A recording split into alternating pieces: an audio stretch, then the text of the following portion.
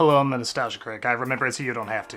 Apologies, you've caught me in the middle of kind of an embarrassing therapy session. Now, Critic, there's nothing wrong with therapy. But this just seems so silly. Critic, as the world's most sought-after first world problem psychiatrist, I've heard it all. Dr. Pity, your 5 o'clock says her best friend didn't like her Instagram post. Tell her that's a class 2 emergency. I'm only taking class 3s for now. I just have what seems like a little problem, but I just know I'm blowing it out of proportion. Dr. Pity, your 6 o'clock says a Starbucks barista got his name wrong. Move him up to 4. How do you deal with something like this? Well, have you portrayed yourself as both the hero and the victim? Yes. Have you complained on social media instead of talking to friends? Of course. Have you declared your life as just like that drama Curb Your Enthusiasm? Yes, I've done all of that. Dr. Pity, your 2 o'clock says they saw a black person in the park. And?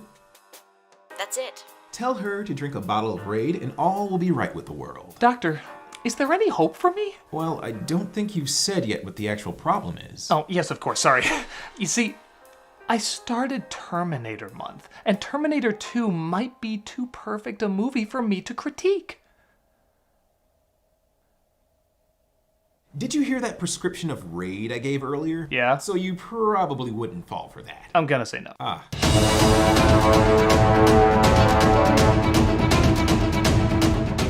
There's a bit of a stigma against action movies. Oh, not from the general public, they're popular as hell. I'm talking about with critics and film historians. While everyone agrees they're often a lot of fun, they're not given much attention as great art. There are some that break the mold, pushing complex stories and characters, but for the most part, action films are seen as just an enjoyable waste of time.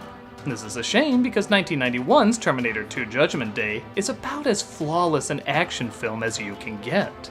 Big on mind-blowing ideas? Not especially. Characters as complex as Tennessee Williams? I wouldn't go that far. But think of comedies that Buster Keaton and Charlie Chaplin did. Some are deep and meaningful, but others just give people a good time in the most spectacular way, and they're hailed as classics. Terminator 2 is a classic in the same way. It pushes the envelope not just in technology, but also stunts, imagination, and clever storytelling. It's one of those films that's hard to find anything wrong with it. And this is a movie that stars the Jingle All the Way guy as an intimidating killing machine, with an accent nobody ever questions. I enjoy using comedy as a means to review something because I think it can offer a unique and interesting point of view. But I'm not gonna lie, it's gotta be tricky using comedy to review something that I think is virtually flawless. Well, critic, the answer is clear. Just do your best to review it. You think so? Yes. If it doesn't work, the internet is always open and kind. I'm sure they'll forgive you. That's true. I did underestimate the loving nature of online culture. So give it your best and never call here again. Will do, Doctor. Dr. Pity, your 1 o'clock says he had to make small talk and didn't know what to talk about. Cancel all my appointments. I'll see him right away. Yes, Doctor. Hello? I'm listening. She said she never saw any of my movies. I didn't know what to do. Let's take a look at what I consider an action masterpiece. This is Terminator 2 Judgment Day. The film opens familiarly enough with the future still being in ashes. I think this film had a bit more of a budget than $6.5 million this time. 3 billion human lives ended on August 29th, 1997. We didn't think releasing Air Bud would have this big an effect. The film does a good job catching you up and honestly works as a standalone sequel. Many people, including myself, saw this one prior to the first film. My only criticism? It does way too good a job making me want to play the arcade game again. I could have gone to college twice with the amount of quarters that thing guzzled.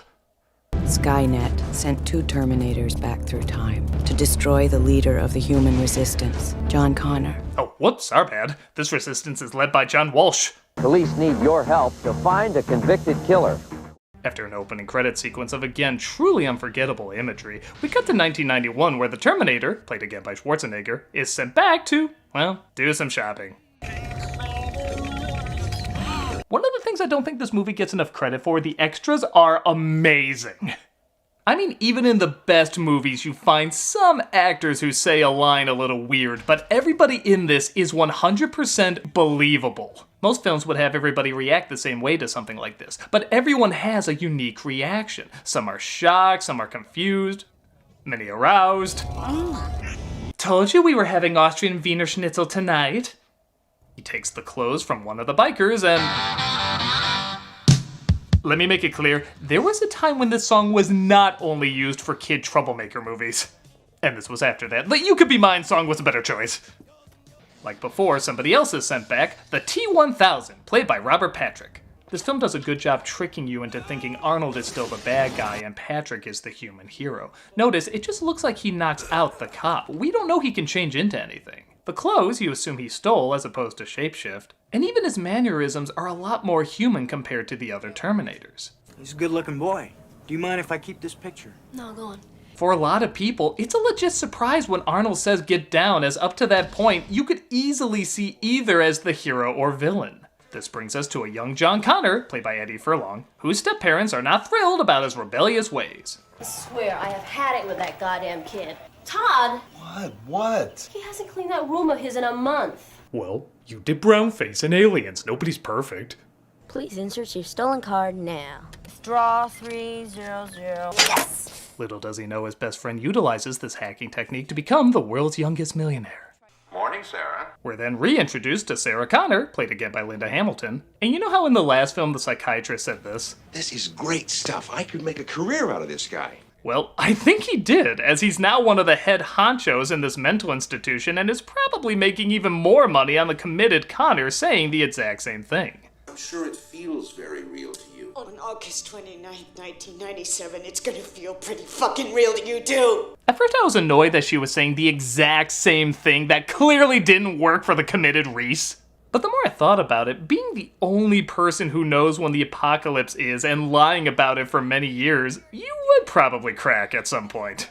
In fact, this is one of the few films that repeats a lot of similar lines and actions from the previous movie, but it feels totally natural. When you hear lines in Home Alone 2 like, Yikes, I did it again. Well, you got your wish last year, maybe you'll get it again this year. This ain't like the last time. We did it again! it feels forced and phony. So many sequels do this just so you can say, I recognize that thing that was good before, therefore this is good. But in this, it surprisingly feels organic. When they pause the video at a similar time they did with Reese in the first movie, she remembers and knows she has to change her game plan.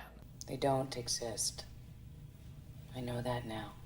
When Arnold says, Come with me if you want to live. it shows her he's the good guy, but in the most ironic form as what was trying to kill her in the last film. Even the climax, driving two vehicles, they crash and they have to get two new vehicles, resulting in a surprise climax when you think it wrapped up. All of this works because so many of the roles are flipped, like they all have a chance to relive these moments and do them right, redeeming themselves and even the future of humanity. There's only one that feels a little gimmicky. I'll be back. But would you be happier with Talk to the hand. million stars?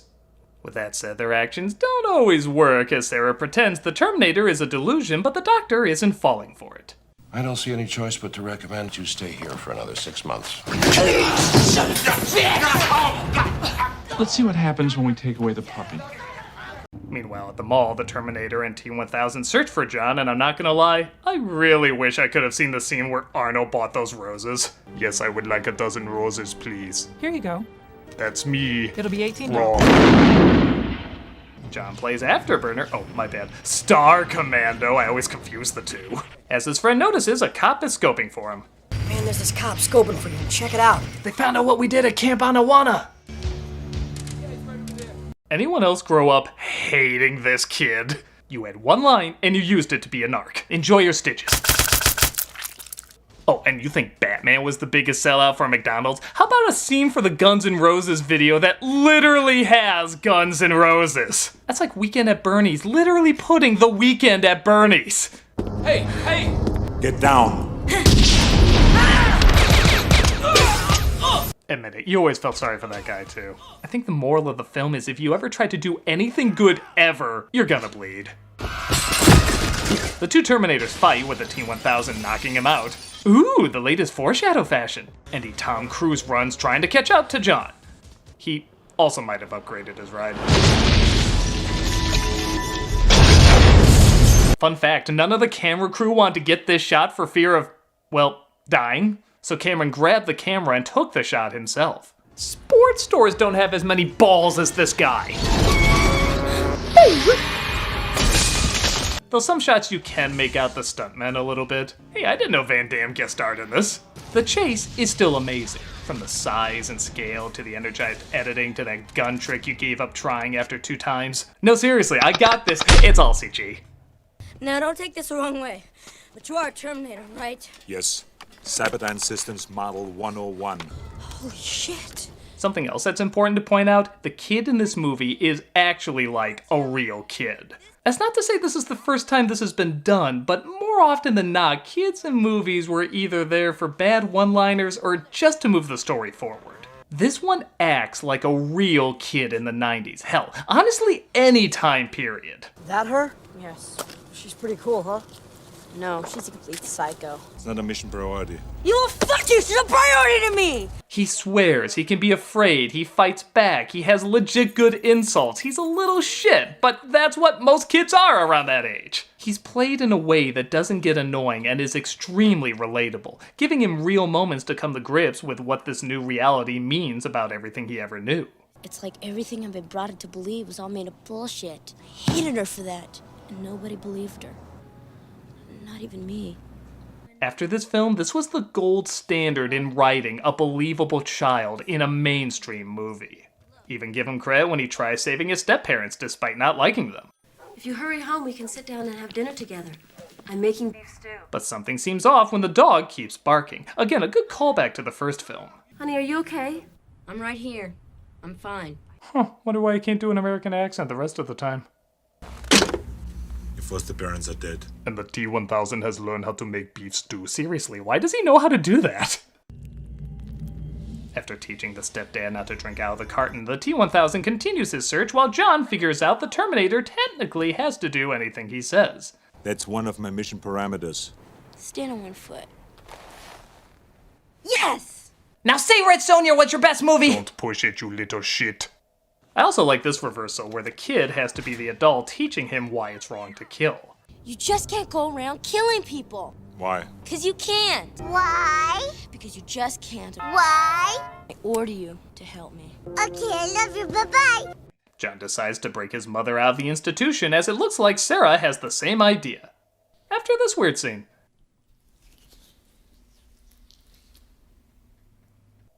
Tastes like peaking in the 90s. She escapes with a paperclip and the cutest little skip. But meanwhile, the T-1000 tries sneaking in so he can take her out to replace her.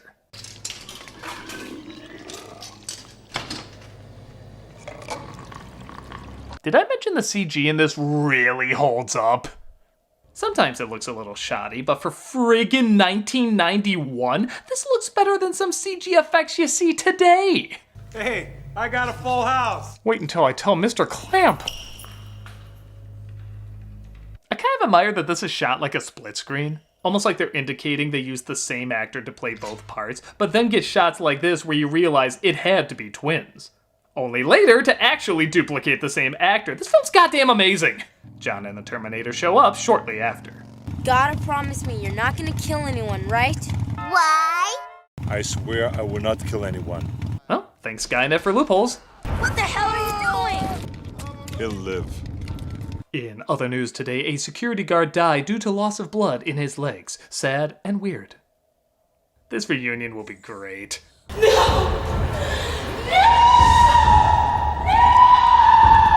This is exactly how it went when they asked her to do Dark Fate. Help her! Wait here. He shoots her in the legs. She'll live. I like that all these guys are clearly knocked out hard, but the security guard is given this treatment. Well, I'm down for the count. Oh, who am I kidding? I'm just not paid enough to deal with shit like this. It's okay, Mom. He's here to help. It's okay. John convinces her that it's okay until it's not okay. Meanwhile, the internet is like, that's good, but it needs more Homer and a bush. As good as the CG effects are, the practical effects are even more mind-blowing, as every time the T-1000 is torn apart, it's always a practical effect. That means this, and even this were all shot in front of the camera. For as groundbreaking as the CG is, they knew they had to combine it with other effects because the eye would get too used to it and would start to look phony. Like, sadly, so much CGI has today because it's been so overused. They fight off the T-1000 and don't take any chances with parts left over.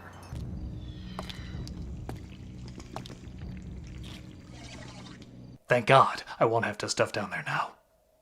Yeah, I'm going out on a dick joke, what about it?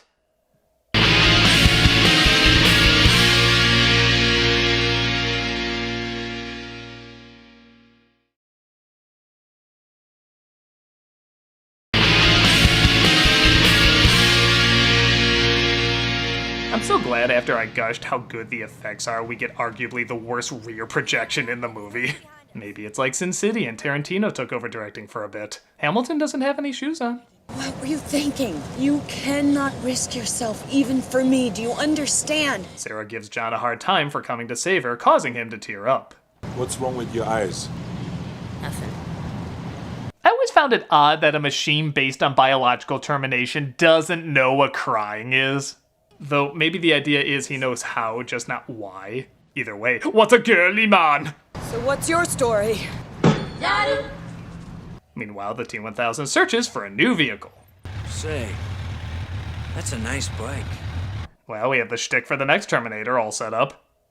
I guess it doesn't help that after I praise the kid dialogue too, these couple of lines here do seem a little Disney afternoon. You say, no problemo. And if you want to shine them on, it's hasta la vista, baby. He got 98% of it down when some can't even get 1% of it down. I say cut him a little slack.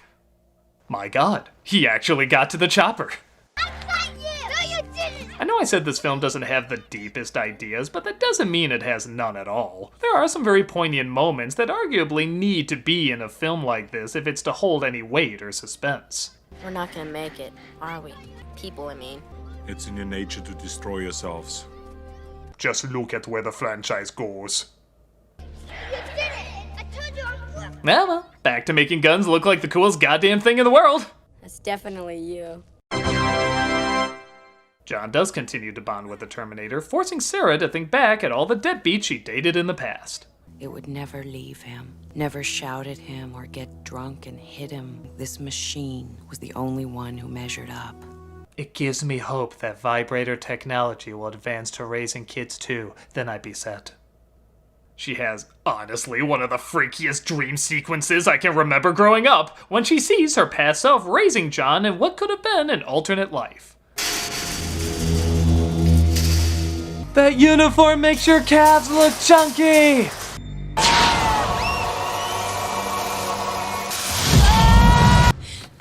Okay, I did that for a reason, to show that a quick cut could still be effective. What's interesting about Cameron, though, is he not only takes it several steps further, but it's several expensive steps further. It isn't just a bright light, it's people set ablaze, the city explodes, countless models are fried, people are nuked into ashes, and even blowing up one of the leads isn't enough, you gotta see her goddamn skeleton! I can't fathom how much a scene like this cost that easily could have been edited out. But you do remember it more, and these images constantly remind you what's at risk and why so many of the grislier scenes are justified. So much so that Sarah's going after the man who's developing the Skynet technology based on the pieces the first Terminator left behind, Miles Dyson, played by Joe Morton. Oh, they also cut the car chase budget down quite a bit. That's right, stop him before he's a part of a horrible monstrosity! John and the Terminator show up and try to stop her, not realizing she herself couldn't go through with the act. Look at me, Mom. Are you hurt? You got the wrong house. This is Miles Tyson from the Frozen Meats Company. On the plus side, we might leave with some buffalo chicken dip. It'll be okay. I'll be okay. I'll figure something out, okay? I really dig this moment where again the roles are switched and John has to be the parent for a moment, comforting her. Quite different to how she's been treating him throughout half the film. But let's face it, what you remember about this scene is the arm moment.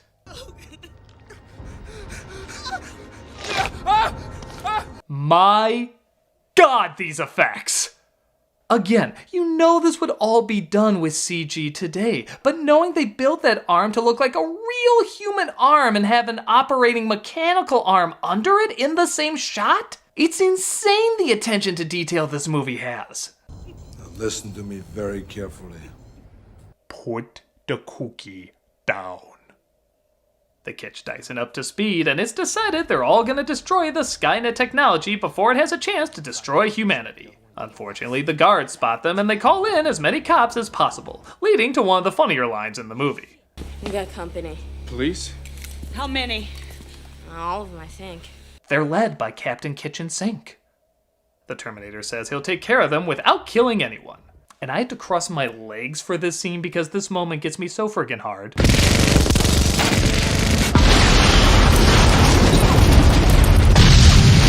Oh, it's like if a gun and a punch could have an orgasm. Oh, something about we're not gonna make it. Violence will be our downfall, whatever. Guns, guns, guns, now, now, now! They're set to blow up the place, but are stopped before setting it off. Well, that's a 1991 LA cop moment. The others escape, leaving Dyson's literal last breath setting off the explosions. Again, I legit feel bad whenever somebody dies in this movie. It's like the anti-Wachowski method. The T-1000 works his way in, though, as they work their way out. Get down on the floor, face down! Down on the floor, now! Funny, you didn't give that warning to the unarmed man upstairs, but the guy literally covered in bullets? We should follow the book on this one. He grabs himself an Amazon delivery truck and they drive off, with the T-1000 not far behind. Get out. Tell my wife I died fighting a Capri Sun commercial! Chopper's coming in! It's him. He chases them down, shooting at them, while he forms a third arm to fly. At least, I hope that's a third arm. And again, we partake in one of the coolest action scenes ever. I still have trouble convincing younger people sometimes that they really did all this. No CG, no removed wires, no models. They just flew a goddamn copter under bridges, over bridges, even into a truck. Goddamn unbelievable. The only thing that could make this scene better is this music. They both crash and have to get different vehicles, resulting in my personal favorite badass moment.